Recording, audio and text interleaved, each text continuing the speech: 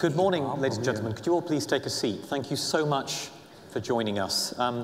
We know you have a choice of panels, so thank you for picking the right one, and the quite obviously best one this morning. We appreciate it. I'm honored to be sitting here today. The other panels, as you can see, are chaired by my fantastic colleagues in the American press. I think I'm the only non-American moderator here, and it does feel apt for this session, which is on supplying and assisting allies and partners, the Reagan Doctrine 2.0. I want us to start by reflecting on some of the findings from this year's Foundation's poll. If we could pull that up, the slide up, please. And I think this morning's session, this morning's breakfast discussion was a great jumping off point for us, because I want to say a quick word on how this looks from Europe. On the one hand, I think there's huge respect for the pivotal, perhaps even decisive role the US has played in resisting Russian aggression in Ukraine, and some disappointment at ourselves for not stepping up more quickly. On the other hand, I think there's also grave concern over the implications of the US having to juggle several of these crises at once, two live conflicts and one situation that is increasingly tense with the air and naval picture around Taiwan. And there is growing and serious concern over the impact of US politics on America's ability to provide the kind of aid for which you see there is pretty impressive and substantial majority support here. So with that, I'd just like to welcome our fantastic panelists, who I think you all know, but I'll very briefly introduce. We have Senator Deb Fischer, Senator from Nebraska. We have General Charles Flynn, the Commanding General of the US Army Pacific. We have Chris Kallio, the President and Chief Operating Officer of RTX, previously Raytheon.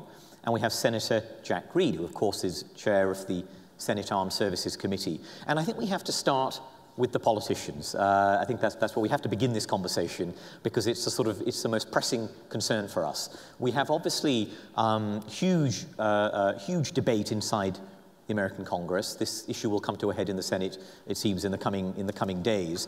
But we have an input-output problem. We have this high level of public support. We have a political process that is not allowing that to be manifest in terms of aid and support. Senator Fischer, can we start with you? Could you tell us what's the way out of this deadlock? What's the way out of this problem? How do we ensure that support here, support in Congress, translates into the money necessary, without which Ukraine, by all accounts, by all my reporting, is going to be in a very, very serious and sticky situation in the absence of that? You know, if I had the answer to that, we wouldn't need this discussion. So I would just give me your best shot. Oh, I'll try. I'd like to begin by thanking our committee chairman, Jack Reed.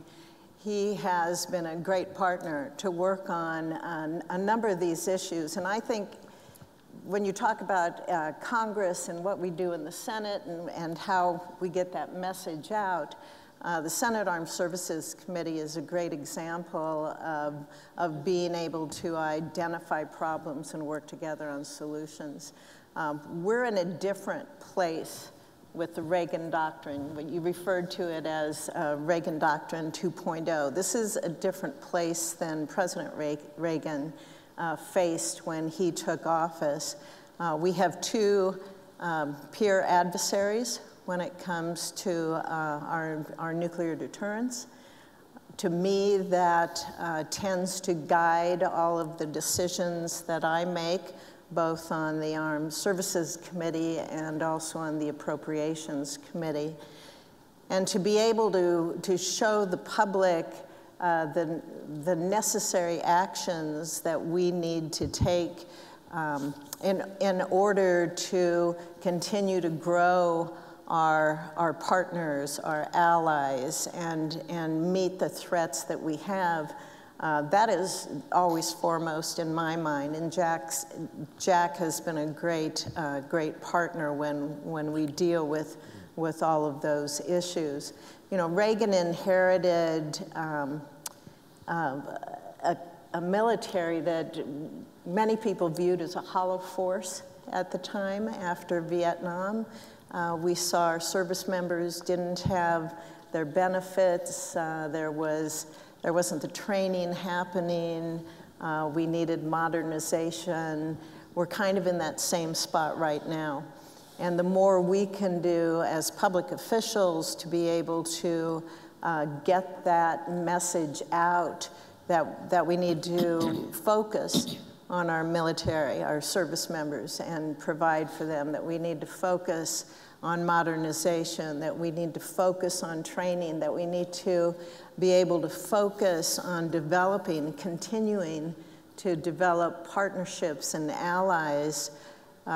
This poll shows that, because that's framing the Reagan Doctrine to be able to address where we are in this day and age with the threats that we face, not just to our country, but to the world as well.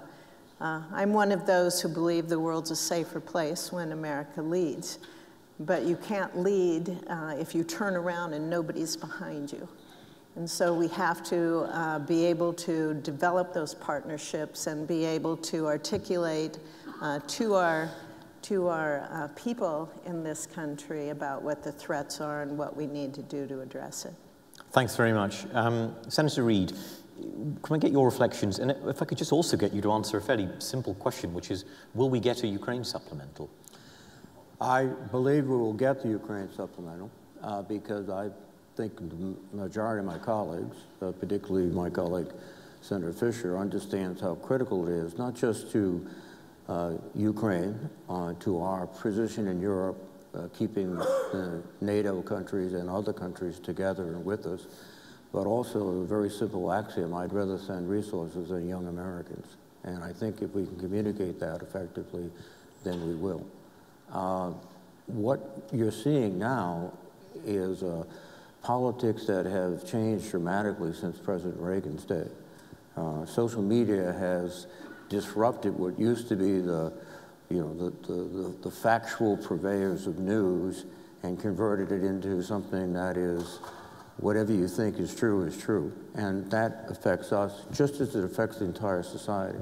But I think we have to make the case, and I believe that the vast majority of both senators and Republican members of the House and Democratic members understand that we have to do this. And our efforts have to be to make sure that message gets across, and we'll do that. Senator, if they haven't got the message that they have to do this, if they aren't persuaded that the ramifications of this are a slowly eroding battlefield position for Ukraine over the next 12 months, what is your strategy for persuading the holdouts that in fact this is necessary? If you haven't done it by now, can you persuade us or me or everyone that you're going to be able to do it further ahead? I think there are some holdouts you'll never persuade, because it is not an intellectual exercise. It's a more visceral exercise in what they say and what they don't say. That's a very small minority. Majority of people do understand this. That's why I think right now we have the votes for Ukraine, for Israel.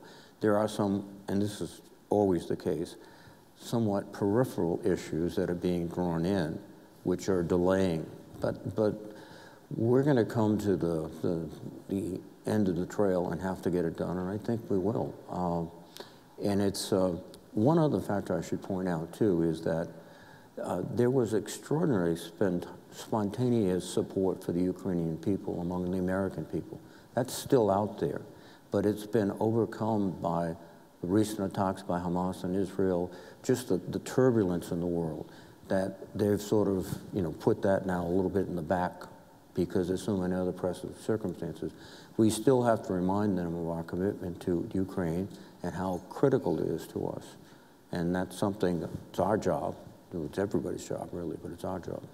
Thank you. So that's the will side of it, the appropriation side of it. Let's say a little bit on the capacity side of it, our ability to actually generate the stuff they need and send it to them. And Chris, your company obviously is at the front line of this in many respects. I want us just to reflect on the situation we're in. We're nearly 2 years into this conflict. We've been very slow to mobilize our defense industrial base. The Russians have got there before us. Next year, Russia will outproduce America in shells. That seems inevitable from all the publicly available numbers. They will also outproduce us on a number of other important systems. Our ability to tap into existing stockpiles is obviously diminished by virtue of all that we've done over the past year, and that includes external sources in countries. The South Koreans, for example, were a vital source of shells for this year's Ukrainian offensive, but we can't expect them to keep providing infusions of 700,000 shells every few months. That isn't realistic. How are we in a position, almost 2 years into this conflict, where in 2024 Russia will outproduce us? And although you can only speak for yourself and your company, not for the entire defense industry, can you persuade us that in 2025 we are presently on a trajectory to be able to outproduce Russia and be in a position to fulfill America's other commitments without some of these sort of panicky moments of scarcity we face today? Well, while I can't and won't speak for the defense industrial base, I am confident in talking to the folks you'll see here today from industry. There is a tremendous amount of dedication to continue to ramp up to meet the needs of our troops and our allies. Of that, I am convinced. I'll just build on something that Senator Reid said about the importance of the supplemental, for instance. For all the reasons you mentioned, of course, it's the right thing to do for our partners and for our allies and to defend Ukraine.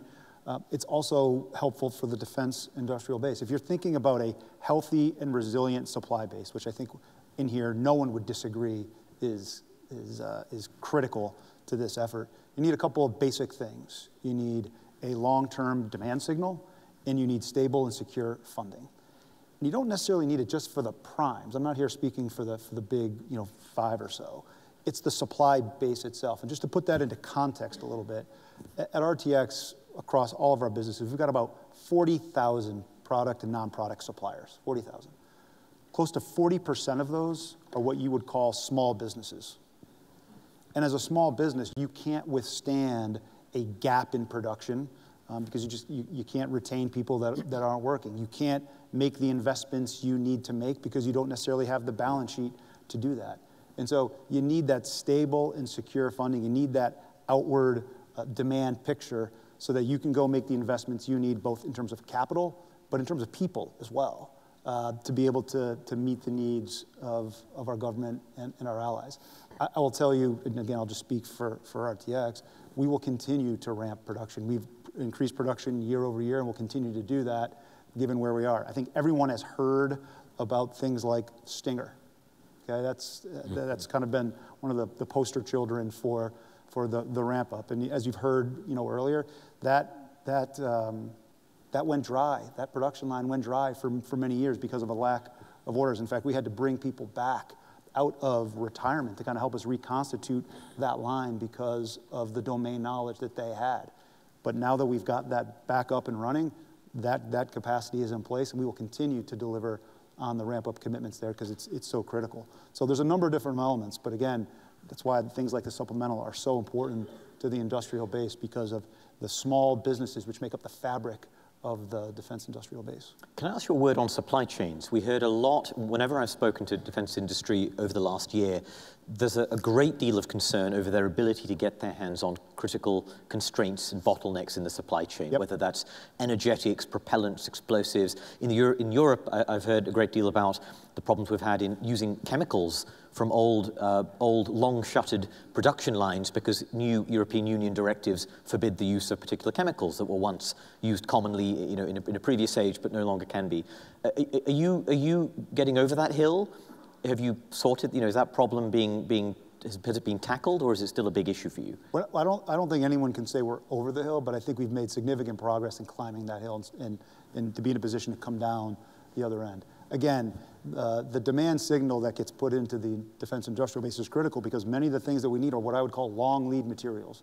Some of those are 18 to 24 months from the day you order them to the day they show up. And so having that demand signal as early as you possibly can to go into your supply base to say, I've got to put that on order today in order to see it in 2025 is absolutely critical. But again, I think there continue to be, we like to call it, whack-a-mole. You have one supply, constraint that you address and another one pops up. But I'll tell you, some of those systemic supply chain issues that we had coming out of COVID, I think those have largely, receded. There are still some things that we would consider pain points.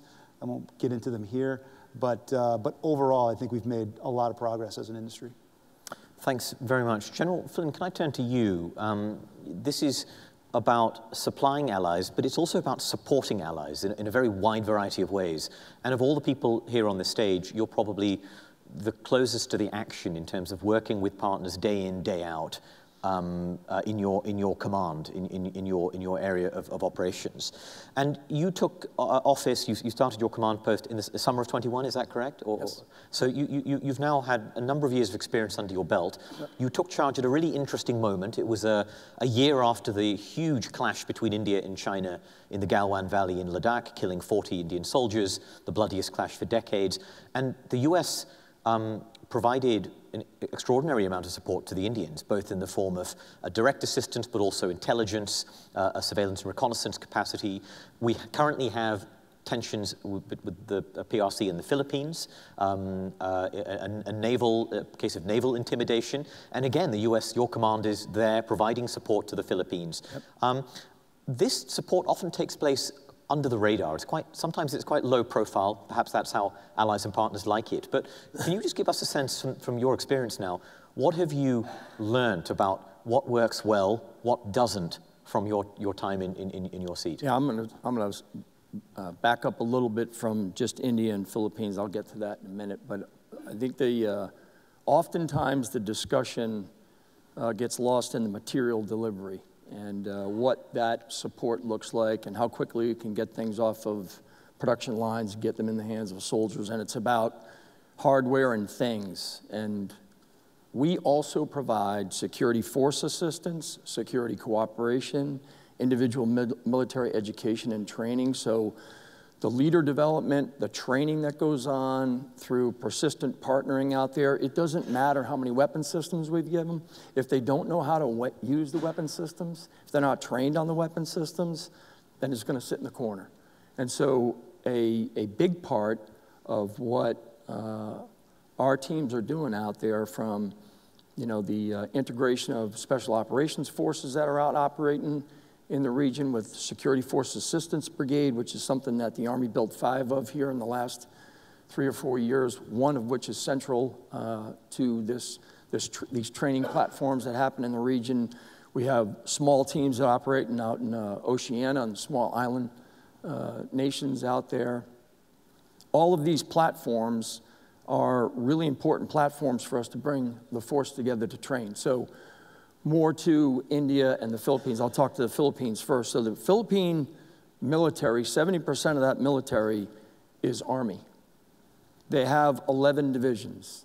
And what they're trying to do, and they are a 7,500 island archipelago, they're trying to figure out how to reorganize, retrain, retool, refit their military to be able to operate in the maritime littorals, the air littorals, in order to protect their territorial integrity and national sovereignty, because that's what the Chinese are doing. They're violating that.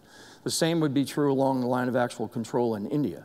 And you're right, we did provide information. We did provide ISR, but maybe the more important point was there was also a training platform that we have called UWAS, which is actually the largest Army-to-Army exercise that India has with any other country is the one they do with us. We do it, we just finished in Alaska in September. A year ago, we did it in the Himalayas, and we did it back, and we're going to go back again next year. And actually, India has asked to increase the size of that exercise from what was about 300, 400 people to 650, a brigade combat team plus enablers in there. They, in fact, have bought 145 777s. So again, to training on 155s, a very similar instrument that's being used in Europe. To me, the value of sending them to our schools, half the CHODs in the Indo-Pacific have either gone to Airborne Ranger, Command and General Staff College, Army War College, and then these leaders fleet up, and they're in instrumental and really, really important senior leader roles, and that influence through our education platforms, through our training platforms, is just, it's unquestionable. And so sometimes I think we got to come back to, instead of just talking about hardware and production lines and things, and talking about the people and the leaders, and actually the human interoperability that's so important to any of the procedural and technical interoperability that we get. I think that's a really useful point, and I want us just to take it a little bit further, because it's not, US training of its partners, of course, is nothing new. You've done it for decades and decades and decades, and you've had units that are very, very, very good at it, and you've got to, obviously, you're a ranger yourself. But the US spent 20 years training Iraqi forces and Afghan forces, and I think it was quite traumatic for the US and its allies when in 2014 Iraqi forces collapsed, and in 2021 when Afghan forces collapsed. Ukraine, in a way, was, I think, refreshing and redeeming, because it showed what incredible pace you could train Ukrainians on some of these new systems coming in. And Chris, you could say a little more on that in a moment. But can I ask you to then push us on what have you learned about best practice? What are you doing, for example, what do you take from those experiences and do differently in the future when you deal with these armies, rather than open up the old playbooks that you've had for years? Immediately, for many may not realize that in 2014, after Crimea, we stood up what was called the Joint Multinational Training Group, Ukraine. So imagine had we not done that, right? I mean, the outcome of that is now you have at least a very skilled, tactically proficient force that can fight. And a benefit of that was having, at least the Army has, a training center, a combat training center in Hohenfels and Grafenwehr in Europe. And they've used that platform and the exercises there to get that force to the state it is today. In fact, they're sending people back there now to continue to train that force. Well, we never had a platform in the Pacific, but now we do. We have the Joint Pacific Multinational Readiness Center. It's got a campus in Hawaii, got a campus in Alaska, high altitude, extreme cold weather, mountainous, 8-island archipelago, jungle, tropic, right? Looks a lot like the region. And by the way, in 21, that training center was deployed into Indonesia, in the southern tip of the island of Sumatra. In 22, we put it in Indonesia again. In 23, we just had it in Townsville, Australia. And then in March of this coming year, we're going to put that in a place called Fort Magsaysay in the Philippines, which is one of the 9 EDCA sites. The point I'm making is, again, it's a training platform, and the countries in the region are asking for our training because they see what's actually happened in Europe, and they recognize that they need to increase their skill proficiency on what they're doing. The other, and I'm going to make an Army point here, these militaries in the Indo-Pacific, they have huge armies. I mean, India, 80% of that military is its army. 70% of the Philippine military is, they have 11 divisions. They have more divisions than the U.S. Army does. And I could go around the horn, but the fact I'm making is that they appreciate the training, they appreciate the security force assistance and the security cooperation so that their leaders can understand how to employ their force appropriately to defend their borders, their territorial integrity, and their national sovereignty. These training efforts, these engagements, these provision of arms, they don't take place in a political or diplomatic vacuum. Allies are necessary. America is relatively less dominant than it was 20 years ago. It needs partners, it needs allies to cope with those challenges. But allies are not always easy to deal with. And the allies, General Flynn, that you deal with are different to the allies that your EUCOM partners would deal with. NATO partners have 75 years of engagement with America in a tightly knit, highly institutionalized alliance. You were dealing with a more fluid environment in which countries don't have the same political like-mindedness in all cases. And I just want to raise some of the challenges that this poses. We discussed this morning in the breakfast session the question of whether there should be conditions on aid for Israel. The other topic that interests me, and I'll get the senators to comment in a moment, is India is a crucial partner in the Indo-Pacific. You've raised lots of the reasons why. They're the only army in the region, the only army anywhere in the world that is currently facing off against the People's Liberation Army face-to-face in mountain peaks directly in that sense. We also are a week on from a US Department of Justice indictment that says India's government may have tried to assassinate somebody on American soil.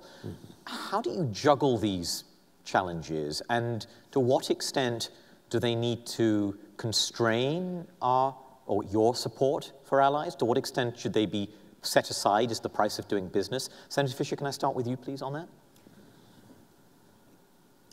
I think it always depends on the relationship you have with each country, with each ally. You have to look at them all separately. You can't, I don't believe you can have a blanket policy for, really even for every member of NATO. And you certainly can't have this blanket policy that's going to determine the United States' relationship with any country around the world. When we look at Israel, we have a very unique relationship with Israel. I support the Biden administration's first comments that came out about giving Israel time and space to be able to handle the horrific terrorist attacks that the people of Israel suffered. And I still support that position. When we look at India, for example, and these new revelations that just came out yesterday or today with the possible assassination attempt here in the United States, that has to be factored in. Our relationship with India is extremely important just because of their location, because of their neighborhood, what they bring not just to us militarily, but with commerce as trading partners. They are a democracy. You know, we can go on and on, but we still need to determine the steps that we need to take with them in forming what hopefully will be a long-lasting relationship. So I just think every country has to be looked at individually to make a determination always on what is in the best interests of our country first, what serves us first, because that's the narrative as public servants we have to be able to articulate to the people of this country. Why do we need this relationship? Why are we so determined that we need to provide resources to Ukraine? We aren't good at that. The administration's not good at it. Congress is not good at it. I've pushed for quite a few years trying to declassify some information that the department has, because I think if the American people had the opportunity to have access to information on the threats that our country faces, we would have tremendous support for not just our military, but for what we need to do as a country to make sure that we can not just defend ourselves, our homeland, our national security, but that we can also be able to continue to grow partnerships, allies, and make sure that we have a safer world. We can't just expect the American people, especially in this day and age. We saw the poll this morning. Congress and the media aren't held in high regard. So we need to get information to the people of this country so that they have an understanding and they can make decisions and they can be able to say, heck yes, you know, we have to do these things. We have to do them if we're going to have a safer world. I've never been compared to the Senate before. I'm not sure how I feel about that. I know, you should be offended. Senator Reid, I want to actually ask you something a little bit different, which is prioritization. Because there's a question here, and please start sending your questions in on the app, please, via the app, because there's a couple of good questions here, and I'd like to get some more as well for the discussion. And as an anonymous correspondent, I don't get to see who it is, sadly, has pointed out that President Biden has sent a defense supplemental to Congress, which includes increased aid for Ukraine, Israel, and Taiwan, as we all know, but they've pointed out of the nearly $50 billion in aid, Indo-Pacific partners are getting $2 billion worth of this. And there are people, particularly Asia watchers, who ask, that doesn't sound right. That doesn't sound consistent with the national defense strategy, with stated administration goals. And this is obviously a delicate subject because we don't want to perhaps believe that there are we want that we can do all these things at once. There are some trade-offs. They are real, some of them. Should Congress increase the Indo-Pacific share of the supplemental, or is it about right? Well, I think the supplemental was responding initially to Ukraine, frankly, because our funding was rapidly running down, and we had to put that back in place. Then suddenly on October 6th, we were confronted with a depraved attack against our ally, the Israelis, by Hamas. So that became part of the funding. And then I think we also thought, and we had to go the extra way, which was Indo-Pacific funding and also some humanitarian funding for the struggles in not just in one area, but in many parts of the world. And I think the composition of the bill reflects sort of different times, different impulses, but we should be able, I hope, to fund all those, and without sort of indicating that we have a preference for one or another in terms of their success, but it's more, what's more immediate, where do you need the funds the fastest, how much time do you have? And I know with respect to the Indo-Pacific in terms of Taiwan, Senator Flynn is doing a remarkable, excuse me, I demoted him. General Flynn is doing a remarkable job there, but the capacity of the Taiwanese, for example, to absorb equipment, to train their forces, to increase their, even their draft period to a year from 4 months, the money could be there, but it's not going to be utilized right away. So that was part of the calculation. And on that, just to pick up on that, General Flynn, I'm not trying to goad you into a fight with EUCOM, but do you think there are trade-offs? And would you know, for instance, just to give I think an important example, would you be comfortable as the user here with significantly more ATACMS being sent to Ukraine if that's what the administration chose? Or does this begin to eat into your readiness in dangerous ways that your partners are going to start saying, hang on a minute? I mean, again, we've not lost any readiness out there. In fact, it's stayed stable and has improved. I think the other aspect of this, again, that's lost is, you know, at least in my command, and I know the other components are doing it, and Admiral Aquilina was helping us all through this, is like, you know, the Army has added 2 multi-domain task forces out into the Pacific. We've added a Security Force Assistance Brigade. There's a theater fires element in my headquarters. There's an information advantage headquarters that is part of the region. We've just gotten approval to put a composite watercraft company in Japan.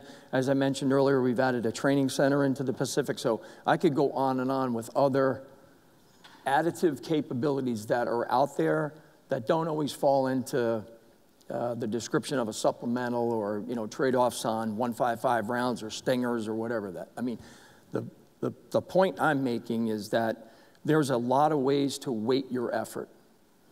And it's not just steel coming off of a production line.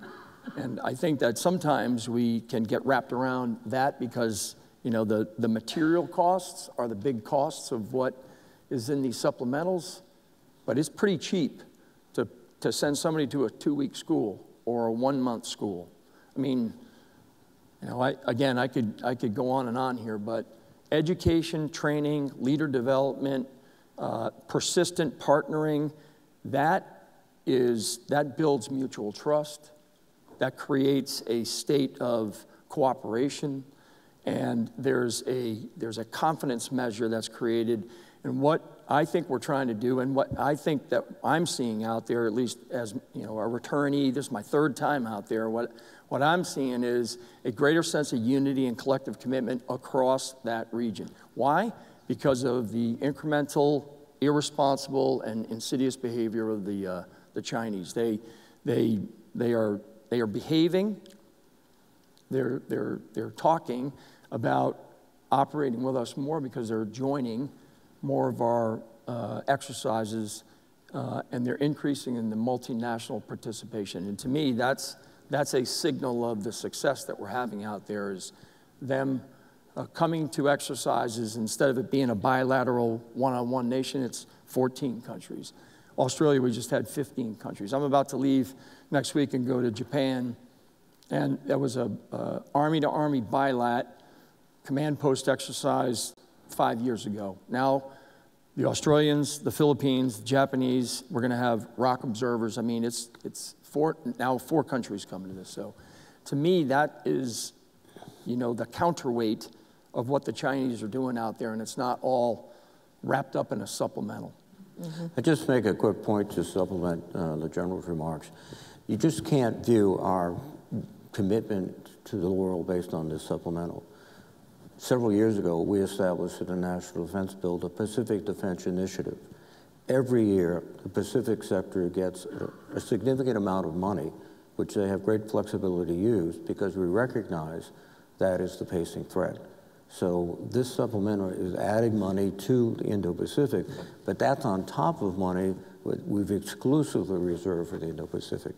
And just the final point, too, is all of his comments about how important it is to educate officers. Two of my classmates in West Point later went on to become the Chief of Staff of the Thai Army and the Chief of Staff of the Philippines Army. And that's just one example. Chris, can I come back to you and raise another question I've received, which is the point that training Ukrainians on our systems takes a long time, or can take a long time, delaying deployments to the field. How can we simplify our platforms and equipment to make it quicker and easier to train partners? And there, I just would like you to reflect on your experience of getting stuff to Ukraine in what would be ridiculously short periods of time, and having units which may have very little experience of using this kit, employing it. How much, I mean, how much is that the responsibility of the companies building these systems to facilitate that process? And what have you learned from your experience in Ukraine on how you better do that if, God forbid, a crisis were to break out in Taiwan or another country where you may have to repeat the process? Well, a couple things there. One, you sort of waded into this idea of co-production, if you will. You've heard Dr. LaPlante and others talk about the need to co-develop, co-produce, co-sustainment. I think it's obviously a very, very worthy idea. Not only the general's point on education is and the interoperability there, but interoperability in terms of the hardware is actually pretty important. And so to the extent that we have opportunities to co-develop and co-produce, it can make a much more seamless experience, for our allies. And we've got success stories in places, like Norway, like Poland, like Germany. So it can be done and be done successfully. I'll tell you the training aspect that you're talking about. I think some systems are certainly easier than others, and I think we've all seen that the Ukrainians have become incredibly adept at coming down the learning curve very quickly in order to take up the sort of the fight of their lives that they're going through. We will always, of course, stand at the ready in industry to support as we can with people in the field. We've got people all over the world embedded with our systems and with our hardware, training folks, making sure it's operating correctly, doing everything we can. I would say the mission focus of some of those folks is truly amazing, and we will always, be a part of that at the ready with the government if asked to do so. But again, I think it gets back to the interoperability point. I think the more commonality that you can have out in the field with your allies and with your partners, the more seamless it's going to be. Can I jump? Please. So just to give a little story here, I remember being at a aviation assembly area in the middle of the jungle, and there were 3 Mi-17s that were on that field, and there were 2 Black Hawks. And the Aviation Center of Excellence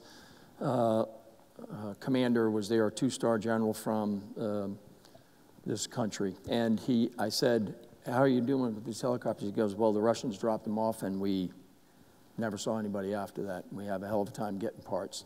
The point I'm making here is, for the last 4 to 5 decades, the arms dealer in the Indo-Pacific has been Russia. And the countries are beginning to see that maybe our stuff is a little expensive and maybe it takes a little bit of time, but it works. And I think that that's one of the things that they are taking away from what's actually happening in Europe. And to the point, if it works and it's reliable and it comes with a training tail, it comes with a supply tail, it comes with a chain of command that can help them understand better how to employ the system. Because it's one thing to just train a crew. It's a wholly another thing to be able to say, okay, this goes into this formation and this is what you do with it. This is how you employ the systems. I mean, that's a whole nother level of training that has to go on that I think, again, is often lost in this discussion about just give them 80 things or give them 100 things. And they got to know how to employ those things. That's why I think in the long term, I think you're making a great point. So when we talk about co-development, co-production, co-sustainment, that's an entire life cycle. And the more you can get in on the front end and see each piece of that life cycle, I think the more adept folks are at being able to operate. I think that's a good moment to reflect on AUKUS. We have an AUKUS panel coming up later this afternoon, but I think it fits so naturally into this panel we should address it because it's quite a dramatically different way of thinking about cooperating with allies and partners. It is essentially the US saying it's willing to share some of its most prized, secret, valuable technology with core partners. Partners it has never shared this with anyone other than the UK 70 years ago. And that will have some benefits in terms of Australian money coming into the American industrial base and shipbuilding, and you certainly desperately need that. On the other hand, you also may lose a Virginia class or two to the Australians at a time when your own submarine fleet is under enormous pressure. I'd just love you all to reflect on AUKUS, but particularly this question I have, which is it a model? Does it offer a path forward as well? Are there other areas that you can think of where this scope for something that breaks the mold, not just selling them stuff you have, not just training them in the way you've done, but offering technology of a level and scale and importance that is almost unprecedented at some cost to you and your own regulations, whether that's ITAR, whether that's other things. Is this an example for the future? Senator Reid, do you want to start, or Senator Fischer? Well, AUKUS, I think, is an extraordinary achievement on several levels. First, it sends a very, very effective message to the Chinese that we're not alone. In fact, we are multiplying our military force in the Pacific, and the submarine is a very effective platform for promoting our power in the Pacific. Second, it will help us on our industrial base, because we have to have more skilled workers. We have to have more areas to construct submarines. And then the point is that we are already operating Virginia-class submarines with Australian crew members. So this is not exactly a hush-hush, they don't know anything about how you operate one of our submarines, et cetera. So I think we can make this transition very effectively, and it'll be essential for us. They want to contribute $3 billion or so to our industrial base. I would take the money and run and give them the submarines, because I think we can do it in a way which does not diminish our security, but increases it dramatically. And again, a very strong message to the Chinese that, we're not alone. We are really together. And we can see other areas in which we've cooperated. Take, for example, Iron Dome. The Israelis developed the Iron Dome. We paid 87% of its full development. We purchased, the U.S. Army, 2 Iron Domes currently on our inventory. So there are other examples throughout the world where we can co-develop, cooperate with allies of unquestioning commitment to our common cause, and we can be more productive, more effective, and more threatening to our potential enemies. Just a foot stomp on the senator's point, which I think is a great one about the industrial base. I mean, think of the Timir missile, okay? That's now, we are going to be investing in capacity, with an Israeli partner, in the U.S. to build out that capacity. NASAMS, which you've heard all about in the Ukraine. Again, a tremendous partner, in Norway. I think your question, though, hit the nail on the head, which is, Pillar 2, I think, has a lot of potential. Yeah. But it is asking us to do things differently. And sorry, I think this audience probably knows what Pillar 2 of AUKUS is, but just in case, it's the part that covers emerging technologies, AI, quantum, undersea capabilities, all the stuff that's not the subs. Absolutely. And so things like export restrictions that you referred to, technology release and the like, these are all the really important elements to make that a success. And this could be, the first in what could be a very promising opportunity. Right. I mean, it's good to think outside the box. It's good to be able to have these relationships, but they don't just happen overnight. You mentioned the UK. It's gone on for decades to be able to have that. With the Australians now, I think it's a natural progression that we're able to have that relationship with them. They're members of Five Eyes. They've always been strong allies with the United States in every conflict we're in. But still, the Australians are having to meet certain standards, and they're changing some of their legislation, looking at changes there to meet requirements that our administration and State Department want to make sure are met to increase the comfort zone that we have with them. I think it's, as Jack said, this is a strong message to China. I wouldn't encourage the Chinese to assume that this will be our last attempt to be able to develop these relationships into the future and expand upon them. Our adversaries should be worried because we have friends. We always like to say the Chinese have customers. The United States has friends. And that's the purpose of this panel, is to discuss the friendships we have and how we can continue to develop them. But, you know, hopefully it's smooth sailing with the subs. I hope it is, because it'll help us in the future, but we're going to have to be very, very cognizant of missteps along the way and make sure they don't happen too. For sure.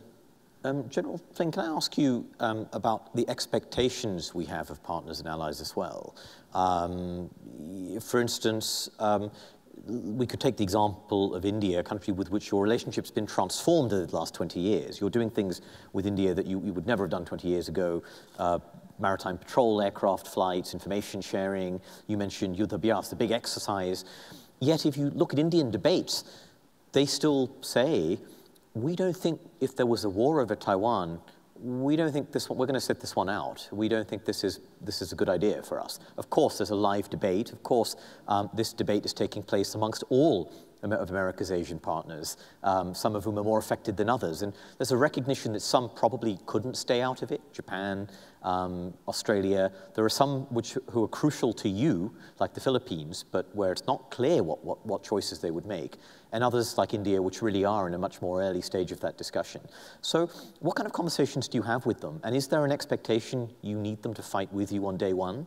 And if that doesn't happen, does that break the basis of some of these relationships?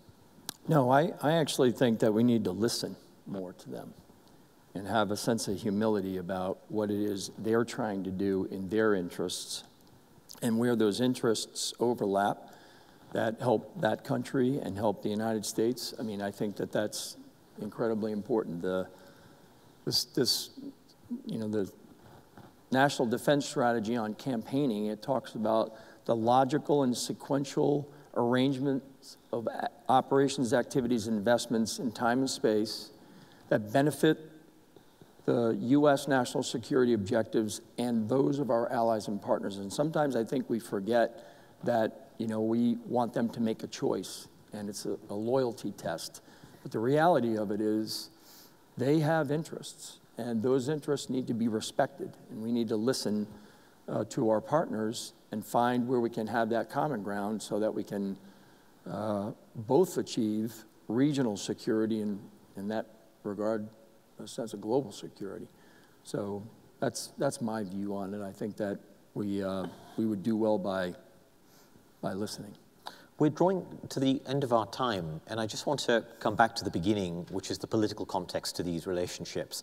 Those of you who attend these foreign policy discussions, certainly in Europe, but also in Asia, know, whether that's a Munich Security Conference or the string of others like this forum, the subject that always comes, the discussion will always come back around to at the end, as long as you can discuss supplementals and training and defense industrial base, is still the US presidential election next year. And the concern amongst a whole host of different allies for different reasons. For Europeans, because of NATO, for Japan and South Korea for reasons around nuclear extended deterrence, is the prospect of a second Trump administration. Senator Fischer, can you just reflect on what that means for these alliances and how we as allies and partners should think about this? Because it does preoccupy us. We do spend a lot of time obsessing over it, fixating on it. What's your advice? You do. My advice is that the United States will follow the process that we have in place. Each party will select their candidate, and we'll have an election. I think that we have a track record in this country of protecting our national interests. And you hear America first a lot, but you hear that in many other countries. To me, America first means we prioritize our national security. That is the first responsibility of the federal government. And I take that very, very seriously. So as we move forward in the election process, I would say to you, you'll hear a lot of debates, you'll hear a lot of conversation on both sides, whether it's from my party or the other party. And we have very vocal people on many sides of the issues, depending on the country. You hear it with Ukraine, you hear it with Israel, and I would say that you need to pay close attention and view us on the actions that we take. Thank you for concluding us on that note of what I think is reassurance. But I'm very grateful to all of our panelists for their excellent thoughts and insights, and please join me in thanking them.